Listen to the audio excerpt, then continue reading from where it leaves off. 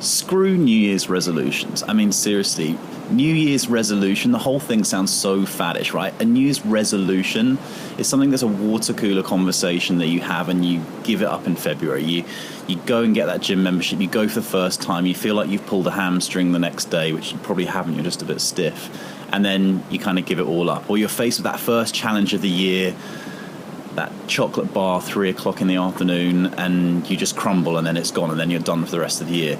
I mean, even the word resolution to me sounds kind of reluctant. It sounds like you're resolving to do something that you don't really want to do.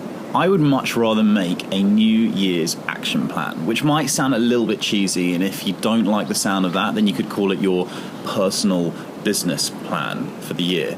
But basically, it's taking stock of yourself. It's like setting out your goals for the year, and it's not necessarily going to be easy. Like, psychologically, you're going to have to take a look at yourself. You're going to have to decide what is wrong with you or the things that you need to improve, and a little bit of self-criticism can be quite tough, but it's tough love. It's what you need to do in order to make yourself better. So the way that I do my New Year's action plan is sit down for an afternoon, and I tell you what, this is an afternoon that is going to set you up for the year. So it's probably one of the best time investments that you're going to make all year. A few hours just to map everything out, because if you don't have a goal, you can't score, right?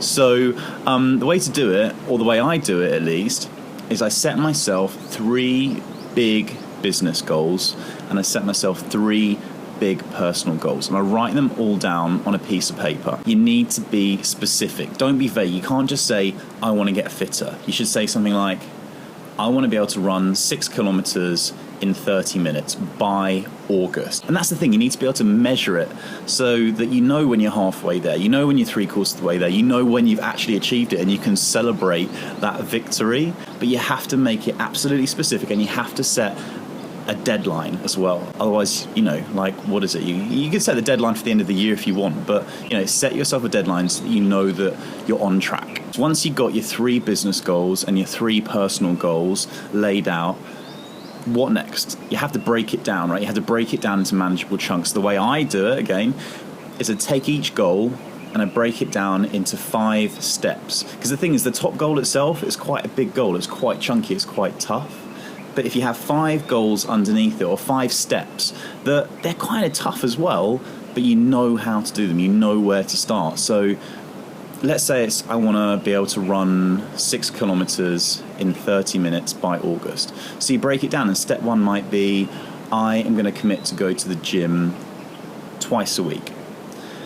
Step 2 might be, because I don't know, what else do you need to be able to run well? Step 2 might be, I'm going to commit to eating these kinds of foods on these set days throughout the week, or I'm going to quit smoking, or I'm not going to drink as many beers throughout the course of the week. They're kind of tough, but they're doable if you set your mind to doing them. And once you break down your big goal into those chunks and you work your way through those different steps, I'm telling you, by the time you've gone through all of them, and if you really, really put a lot of effort into making them happen, then you'll be ready to get that big top goal. But the thing is, with a goal that's kind of linear, like I want to be able to run 6 kilometers in 30 minutes by August, you can go through those different steps, and you're pretty sure that if you go through each of those steps one by one, then you can get to that top goal. But there are some goals which are a little bit more vague. So it's like, for instance, like me, like when I made the decision that I wanted to change from being a lawyer to get into the food industry and to have a TV show,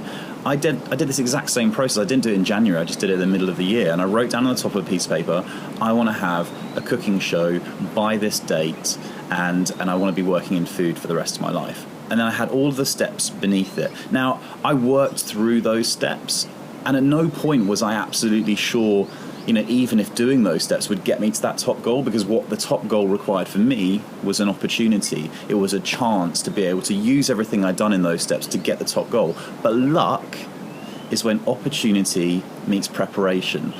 If you work your way through those steps, even if your top goal is something massive and it kind of depends on somebody else to help you, the fact is, when the opportunity arises, you'll be ready for it. You'll have done the preparation. So you have to work through those steps, and you have to have the faith that even though you can't necessarily see the top goal coming into your field of vision immediately, it will happen. And when it does happen, you are going to be ready to grasp it. And then the last thing to do is to create some accountability. Now, there are two ways of doing that. The first way is to stick that piece of paper somewhere in your house that you're going to see it every single day. That piece of paper, the act of writing it down, that's a contract. Sign your name at the bottom of it. Say, I commit myself to achieving these goals over the next 12 months, and sign your name at the bottom of it. I'm telling you, the act of just writing it down is powerful. It makes you feel obliged, and you put that on your wall where you're going to see it, and then every day you'll be reminded of it. But even better than that, if you can do it, do that.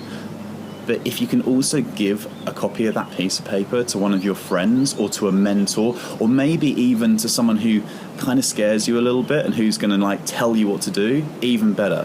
Make yourself accountable to somebody other than yourself, and then they'll get on your case when you start slipping. You know, they're going to be like your sponsor. So those are the steps that I'm going to go through while I'm here.